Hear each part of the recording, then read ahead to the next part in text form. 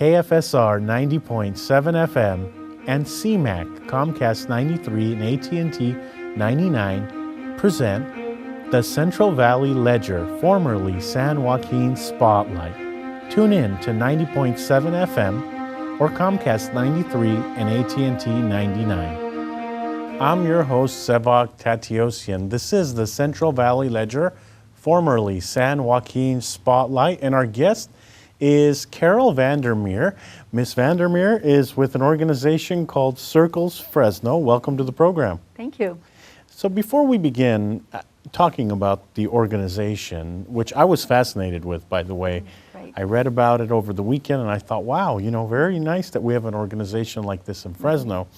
Let's talk a little bit about you. Off camera we were talking, and you have a very interesting background.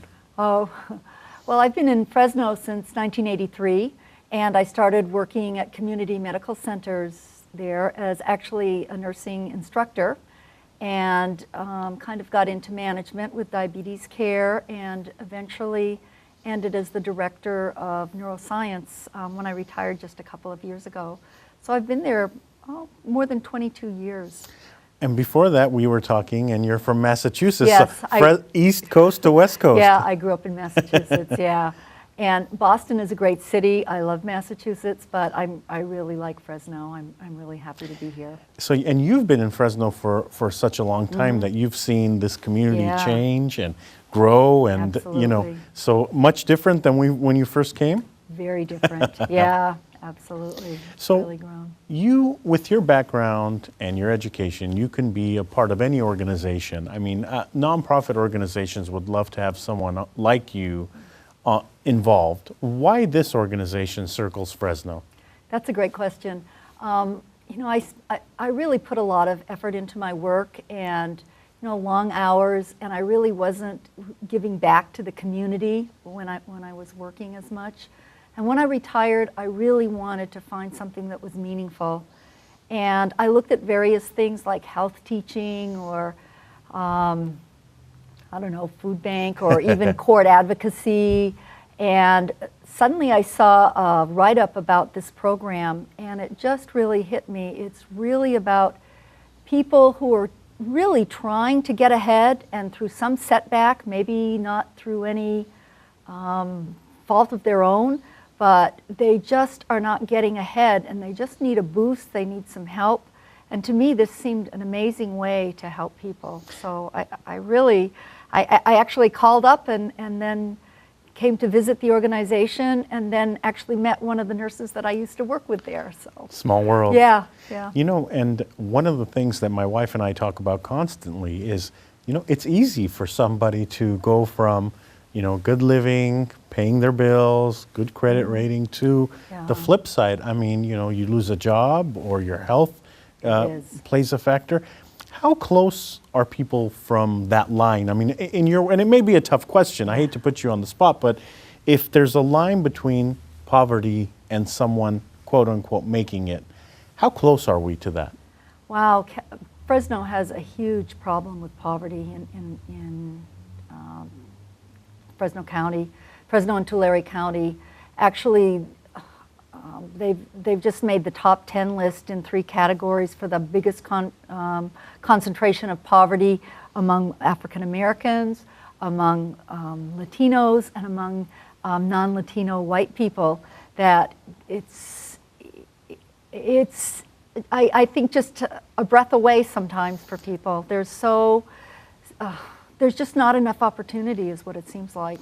And the people that come to this organization, do they want to get ahead? I mean, and the reason I ask you that question is because there is this stereotype that if you're not doing well, or you're poor, that you're lazy. And I'm generalizing, but that you're lazy, or you don't want it, you're not that go-getter. I mean, talk a little bit about some of the people that come through this program. Absolutely. People really, well, number one, we're really focused on helping people move to the middle class. So we do want people who are motivated and interested in moving up. And there are a lot of people like that. People had some bad circumstance occur, or they've been in generational poverty, and then they have a setback, there's an illness, or they can't afford childcare to go back to school, and they just keep putting off, and they just get stuck in all the benefit kind of morass. And it is hard. And kind of what this program brings that's unique is that people really need someone with them. When you're together with someone, it makes a difference. And if I can go into a little bit about the program, sure. When they first started looking into what was going on with people in poverty, and I'm speaking now of Scott Miller, who's the CEO of Circles, who founded it, and they started asking people, if you have an emergency, how many people could you call to help you in an emergency? And people said maybe one person or two. And then he said, how many people are helping you with your benefits? And they had 8, 10 or more people helping them with their benefits. And yet they were in isolation. They were absolutely in isolation. So if someone, let's say I hear about this program and I want to make a change, what's the first step? I contact the organization, and then what happens? Well, you call us, and then we talk to you about the program, and we invite you and to one of our meetings, and we have weekly community dinner meetings. So one of the key things that we do is create a middle-class environment. And in any group, whether it's if you're in a lower income group or a higher level socioeconomic group, you know, there's always hidden rules, and you're not getting in the same kind of networking. So that we want people to be able to come eat dinner together, the volunteers and the people in poverty. We get to talk and chat and kind of open up kind of new, I don't know, new visions for people. Yeah, and talk about their dreams and talk about how they want to accomplish that. And so is there, if 1,000 people came to you and wanted to join, I mean, are there limitations? I know I'm exaggerating, yeah, absolutely. But do you take only a certain amount every week or monthly? Yeah, we actually, let me just digress a minute. When the people who are in poverty, we call leaders, because we want to emphasize they're in charge of their own lives. So they're the people that come talk to us about their goals, their dreams, and we put them through a 12-week class, helping them kind of really develop what their goals are, what they want to accomplish. And then when they've graduated from the class, they're matched with allies who are the volunteers who really become their intentional friends. And we develop great friendships with our leaders. And through that contact and discussion, it really gives support, it gives advocacy, it helps them surmount the barriers that they're facing. So the leader that comes in, there's the leader and then there's that volunteer, correct? So the volunteer, who are these people that have taken the role? I mean, I presume you're a volunteer in the organization. I am. So who can you talk a little bit about Sure. these volunteers? I mean, what background are they coming from? And talk a little bit about where they are in life. Yeah. We have volunteers from kind of all walks of life. Some come from a faith-based organization, some may not be. We want to have a broad spectrum of people volunteering because we want to be able to have expertise and knowledge about various services. And we have a sociologist who teaches. We have a lady who's worked at the DMV. We have an orthopedic surgeon. We have, I think, three or four nurses that are part of our volunteers. It's just a broad spectrum of people, and we're just united by, we want to make a difference. We really want to give back in our lives at this point. How important is that role? So, I mean, you obviously are on the ground, so you see the families that come through the program and they get matched up with the volunteer. How important is that connection? That is the key, and that is the unique piece of this program. Other programs may have case managers or navigators, people helping them, but having that close contact can make a difference. I've had a leader that goes to a clinic and we may wait 3 hours and she gets antsy. It's, you know, it's like, do I want to sit here in pain and wait and wait? And just having someone with her can make a big difference. We had another leader who actually, through some unfortunate circumstances, had problems in his teenage years and never even learned to drive. My husband taught him to drive. He was a whiz at driving, and he's now gotten his second car, and he's gotten a promotion in his job. So sometimes it's just a little boost. Sometimes there's a lot of big boosts, but it's just having, that moral support, that person to fall back on. And we actually have 2 or 3 allies with each leader so that we can make sure we help them adequately. And are the allies go through training, I presume? Talk Absolutely. about that training. So if anybody in the audience wants to volunteer, they'll know about it. Yes, absolutely. There's about four sessions, and actually we're probably going to change that to a Friday evening and a Saturday morning. We're thinking that may actually work a little bit better. But it's probably about 8 hours of training. And it's just talking about the differences and what are people facing in poverty, how to deal with that, how to talk about money. There's sensitive issues to talk about. How do we talk about those things? And some of the biases that people bring, and to be aware of our biases. And we have a lot of activities and fun things that we do to kind of help people express this. Tell us a story of a leader that went on to do, you told a great story of the one that learned how to drive. Mm-hmm.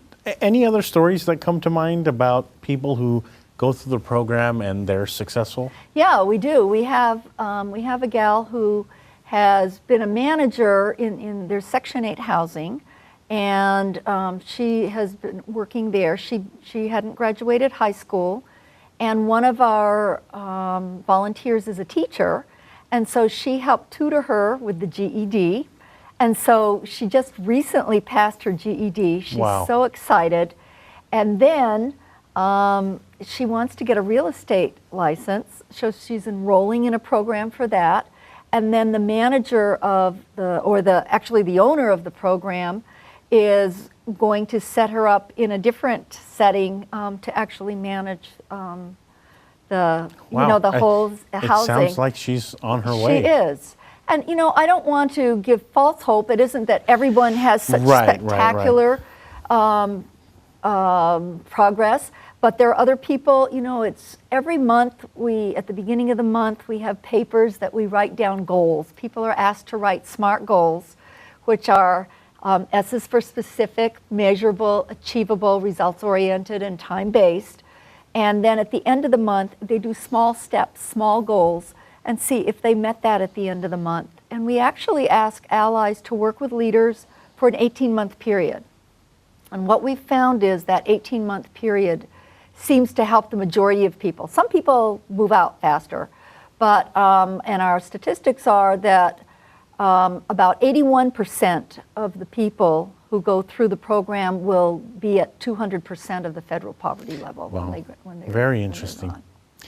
This is an organization that's fairly new to Fresno. Am I correct in saying that? Yes, it is. Yeah, we're just sort of in startup mode. And what is nationally or throughout the state, do you have any information on the background of this organization? Sure. It started, Scott Miller, the CEO, started a program called Move the Mountain Learning Center in 1992. He had a huge interest in poverty and asked interesting questions and did research. We actually had a review by Stanford. They put out what they call an innovative review. They looked at our program and did a review of us. And they identified that having a friend makes a difference in getting out of poverty. So we have an article, too, that we share with people about that. And then from that, he tried to evolve, how the poverty is humongous. It's just huge everywhere, and it's really huge in our valley. How do you address this? So they've actually kind of created a franchise kind of program where we have trainings. I'm going to actually go back to national for more training, and we have national conferences, and we all have a place on the net where we can share our ideas, and we work together towards kind of replicating. What we want to do is work with organizations. For example, we're connecting with Workforce Connection so that if they have people who are, really kind of struggling, we could give them that friendship and help them move on through, even though they're going through the Workforce Connection piece. Or work with local businesses. We've talked with Bitwise to help their people. We want to set up multiple sites and really make a difference. So he's actually franchised, Scott has franchised this, so that we have a lot of materials, information, classes, and then we're really recruiting some great people that are really, really dedicated to this. You know, volunteers work on this program, and so I know how valuable volunteers are. Your organization sounds like it's volunteer driven. For the people who say that, oh, in this day and age, you can't find volunteers, what do you have to say to them? Wow, there are just great people out there. It is amazing, the people that want to volunteer. We just had an attorney come and volunteer with us. So, and people who are just retired that want to make a difference. I think the key is, you know, we've lived our lives, we feel comfortable, we want to make a difference. That's what I really see. What will people learn who come and volunteer? I mean, I'm thinking of someone who, you know, has always worked hard and always has been middle class and is doing very well and is retired. What do you think they'll learn by volunteering in this program? Well, I can tell you what I learned. Even though I was a nurse and I did deal with people who were in poverty at times as patients or as outpatients, and I knew it was difficult, I didn't face it firsthand. And one of the things that I found with one of my leaders was if you are on, if you let your registration for your car lapse and you're also on Medi-Cal, Medi-Cal will be notified. Oh, wow. And you may lose some of your Medi-Cal. And what happened is Medi-Cal actually pays Part D, the prescription part of Medicare. And so then suddenly there might be a $200 or $300 bill popping up. Wow. So when you're on benefits, benefits sort of depend on other benefits. There's a whole system of how benefits layer and affect other benefits.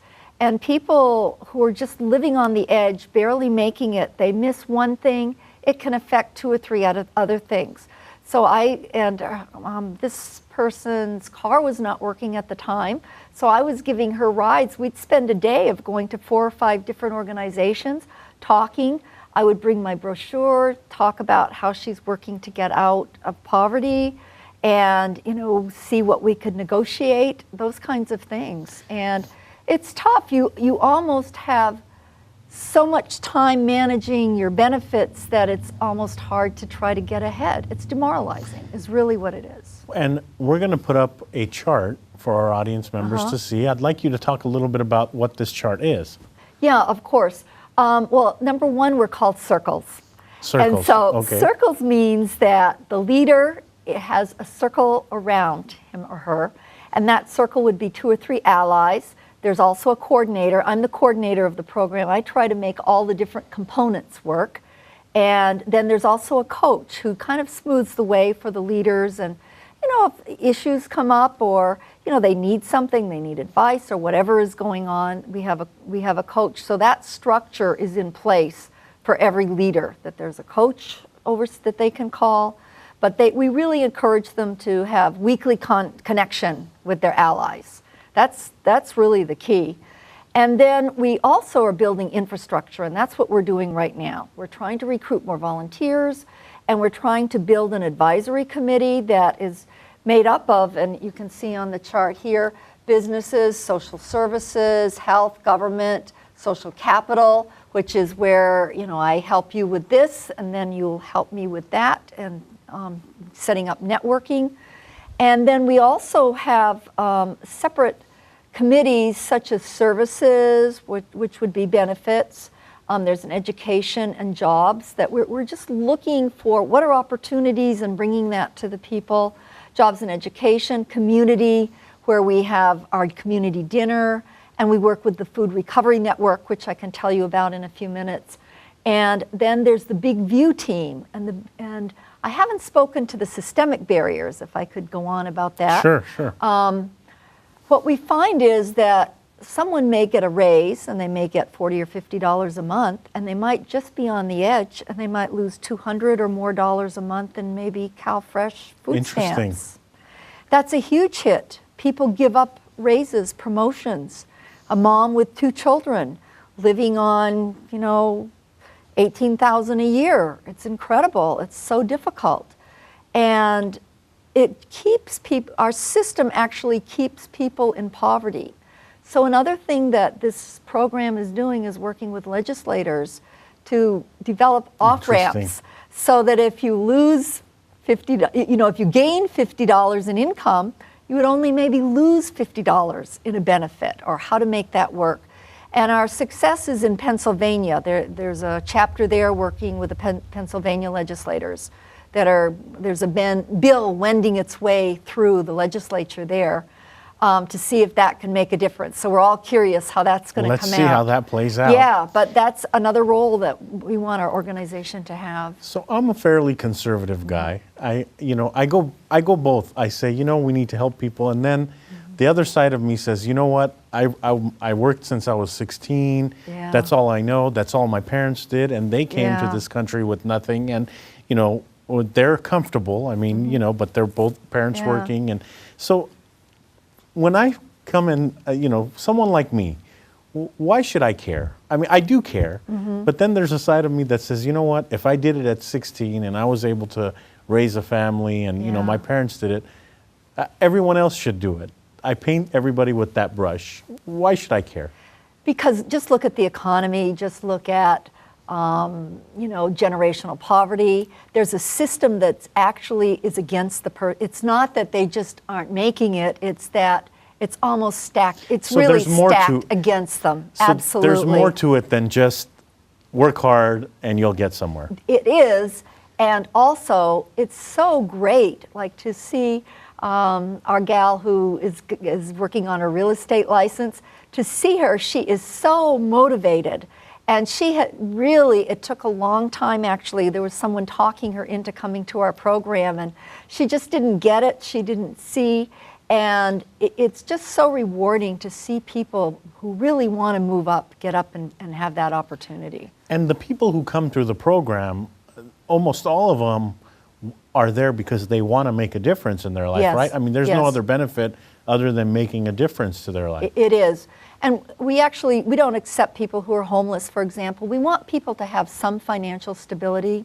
So the whole goal of our program is to move people to financial stability. Interesting. And so they have to be somewhat, I mean, most people come in some kind of crisis or debt or things going on, but at least they're stable enough that they can follow the steps through the program. Do you think that we'll eventually get to a place where poverty is eliminated? We're hoping. Our company is actually has set a tipping point that each of our chapters in the next 5 years should conquer 10% of poverty in our area. For us, that's 3,600 people in Fresno County. Wow, that's a big, you've made an ambitious step there. It's huge, but some of our chapters are working with Health and Human Services and actually setting up whole ally and whole circles with people that are going through Health and Human Services. We want to really partner and work with organizations that make a difference. And I should mention that a lot of different companies have sponsored Circles too. Faith-based organizations, for example, our sponsor has been Wesley United Methodist Church. They've been absolutely wonderful. They're in the El Dorado Park area, which is a very poor area. They've been there over 50 years, and they have given us tremendous support, and they're just about helping. We are a secular organization, and they respect that, and they have really given us tremendous help as we go forward with our program. What do you need from our audience members? I mean, for people listening to the program now, how can they help you? What is it that you need from them? There's a whole bunch of ways people can help. I have 2 pages. I have a list that's 2 pages long. If you want to be an ally, it's about 6 to 10 hours a month. And it means coming to at least 1 meeting a month. We encourage you to come every week. And to keep in touch with your ally, to be a support to that person, that's huge, and to go through the class. But there are a variety of other things: to be on the advisory committee, to be willing to work with different programs and agencies. Also, I should mention that when we have our community dinner, we have a children's program, so that the kids, we have some teachers that are actually giving them a really good learning program, while they're in our community dinner program.